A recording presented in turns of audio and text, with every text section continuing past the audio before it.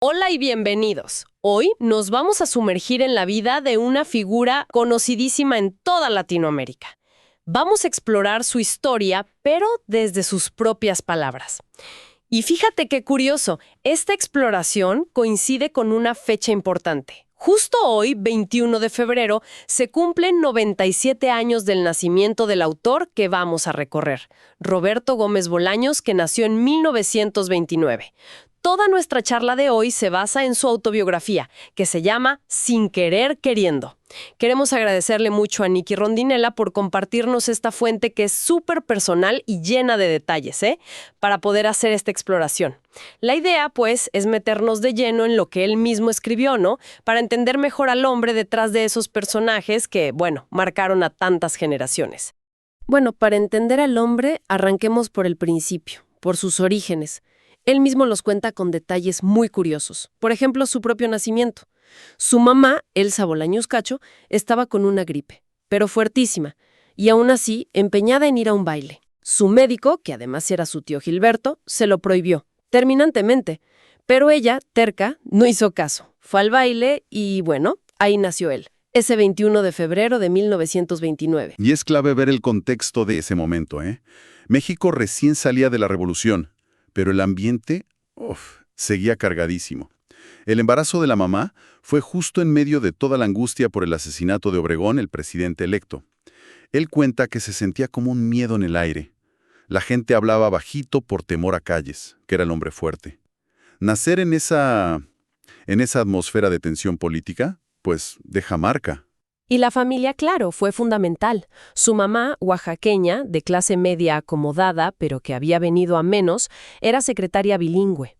Trabajó primero en la petrolera El Águila y después de la expropiación de Cárdenas pasó a Pemex, la estatal. El papá, Francisco Gómez Linares, era pintor, ilustrador, un espíritu más bohemio. Pero murió muy joven. Dejó a la mamá con 33 años, 3 hijos y problemas económicos serios. Deudas, la casa hipotecada. Incluso cuenta una situación súper incómoda en el velorio. Apareció otra mujer diciendo que era familia y reclamando una herencia, que ni existía. Y luego estaba la figura del tío materno, Gilberto Bolaños Cacho, el médico. Una figura importante, influyente. Estaba en la comisión de boxeo, en el tribunal de menores. Se le describe como un hombre muy recto, muy caritativo. Hay una anécdota que cuenta él, muy conmovedora, sobre su funeral.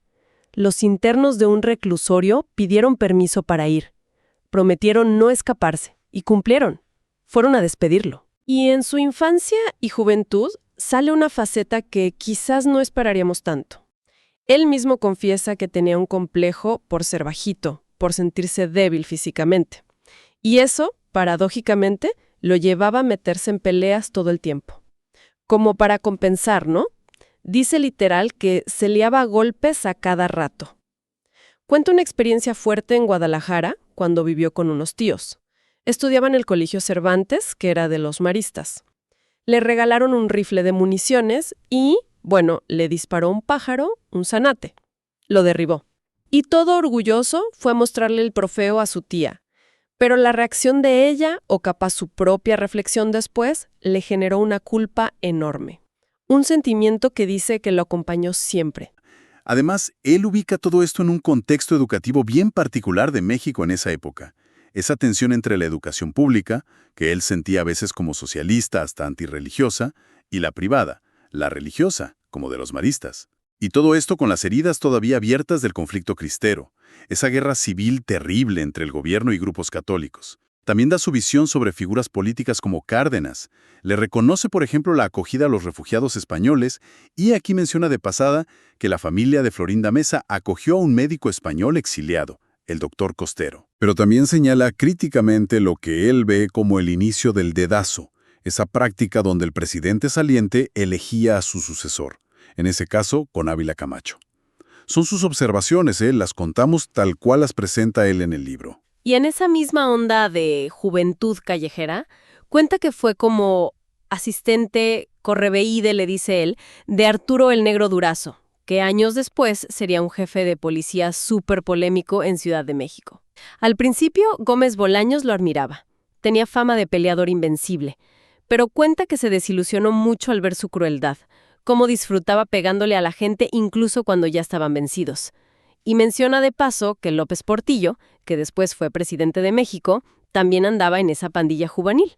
Los halcones les decían. Hay otra anécdota bastante fuerte sobre un incidente en una tepachería, estos lugares donde venden tepache, la bebida fermentada. Una noche de fiesta patria, un 15 de septiembre, él y sus amigos, los aracuanes, entraron a una. Vieron a un tipo sentado solo en una banca, ocupando mucho espacio. Les molestó un poco, se tomaron su bebida y se fueron. Días después, leyeron en el periódico que habían encontrado a un hombre muerto en esa misma tepachería. Llevaba horas ahí. Era el tipo de la banca. La impresión, dice, fue tremenda. Y en cuanto a estudios más formales, estudió en colegios como el México y la Preparatoria Morelos. Siempre destacó mucho la influencia de buenos profesores. Menciona uno de historia, Salvador Flores Meir, que le dio una visión como equilibrada y amena de la historia de México, reconociendo lo bueno y lo malo de las figuras importantes. Después entró a ingeniería en la UNAM, la Universidad Nacional. Ahí sufrió las famosas novatadas, esas bromas pesadas a los nuevos, y confiesa que reprobó materias como mecánica, topografía. No era lo suyo, parece. Y entonces, de repente, un giro totalmente inesperado que le cambió la vida. Vio un anuncio en el periódico. La agencia publicidad Darcy buscaba aprendices de productor de radio y TV y también aprendices de escritor. Fue a la agencia y se encontró con 2 filas larguísimas para las vacantes de productor. Pero para la de escritor, una fila súper corta, 5 personas nomás. Y su decisión fue así, pragmática. Eligió ser escritor porque había menos gente esperando. Y en Darcy, bueno, tuvo que aprender mecanografía a escondidas, porque había dicho que sabía, pero parece que no era tan así. O nada, ganó un concurso de redacción deportiva, escribió jingles que se pegaron un montón para marcas como Chiclets Adams y eslogans como ese de Camión Chevrolet, rinde más y jamás se rinde. También cuenta un intento fallido muy gracioso de vender un eslogan para una funeraria, pompas fúnebres Polloso. Se le ocurrió, ¿desea usted tener unas buenas pompas? Obviamente se lo rechazaron al toque. Me imagino. No era el enfoque más solemne, digamos. El señor Riverol.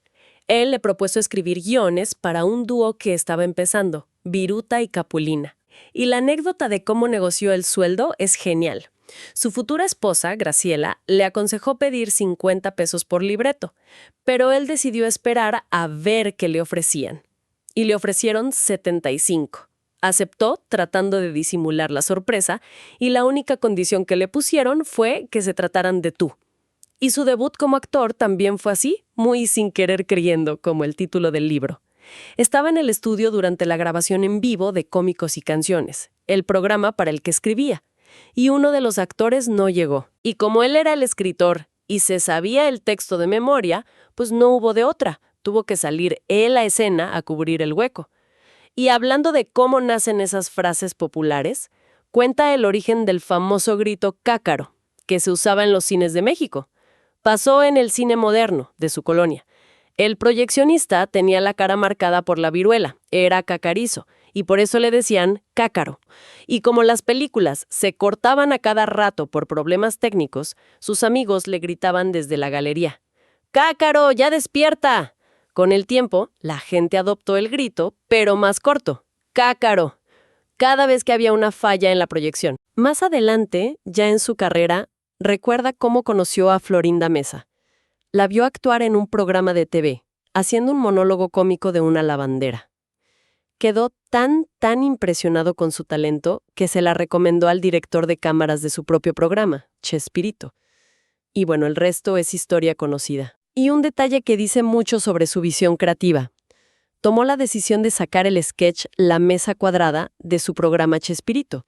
Y eso que era el segmento que había originado todo el show y seguía siendo súper popular. ¿Y por qué? Su razonamiento fue que, como se grababa con anticipación, Los comentarios sobre noticias de actualidad podían quedar viejos o, peor, ser desafortunados. Le pasó una vez que bromeó sobre un accidente aéreo sin saber que acababa de ocurrir uno de verdad. Lo vio como una cuestión de responsabilidad, de ética. Y ya hacia el final del libro, Gómez Bolaños se mete en reflexiones más profundas, digamos. Habla de su lucha interna con el miedo religioso que le metieron de chico, el miedo a la ira de Dios, a Satanás, la culpa constante por pensamientos impuros. Cuenta cómo, con el tiempo, empezó a cuestionar esa imagen de un Dios que solo castiga. Reflexionó sobre el libre albedrío y llegó a una conclusión más esperanzadora, diría yo, que a pesar de todo lo complejo y contradictorio del ser humano, la tendencia general de la vida parece ir hacia el bien. Al final, lo que te deja sin querer queriendo es la imagen de un Roberto Gómez Bolaño. Es mucho más complejo, con más matices que la suma de sus personajes. Un hombre sensible, pero también peleador, un observador agudo de la sociedad, alguien enormemente creativo, reflexivo, con sus contradicciones, marcado por experiencias de vida intensas, a veces muy duras, que claramente nutrieron toda su obra. Ha sido una zambullida bien interesante en la vida de Roberto Gómez Bolaños, ¿no? Guiada por lo que él mismo contó en Sin Querer Queriendo. Le agradecemos de nuevo muchísimo a Nikki Rondinella por facilitarnos el material para poder hacer esta exploración tan detallada. Gracias por acompañarnos hoy. Hasta la próxima.